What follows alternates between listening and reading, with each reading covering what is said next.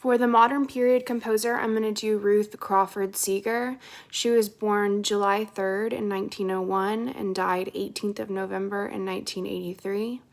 Ruth was born in East Liverpool, Ohio, and died in Chevy Chase, Maryland. Important facts about her musical education. Her father was a Methodist minister. After high school, she attended Foster School of Musical Art in Jackson, Florida. In 1921, Crawford enrolled in American Conservatory of Music in Chicago.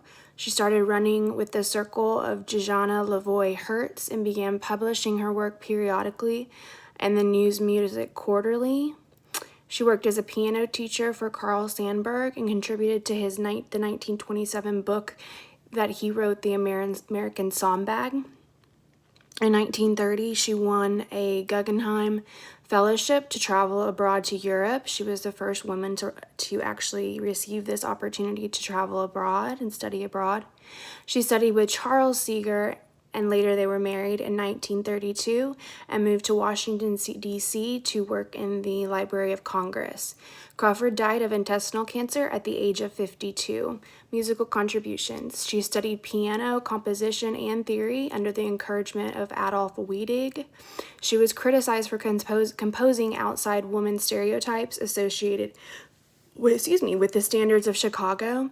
She also gained the support of Henry Cowell and was able to get her work published. Her work stood out as different due to the uncompromising use of dissonance, contrapuntal ostinato, striking choices of text, and tidy formal construction. She adopted her husband's advice, who was a composer, theorist, and musicologist. In Washington, D.C., she acted as a transcriber for books authored by John and Alan Lomax. She published her own pioneering folk song collection for elementary age children in 1948.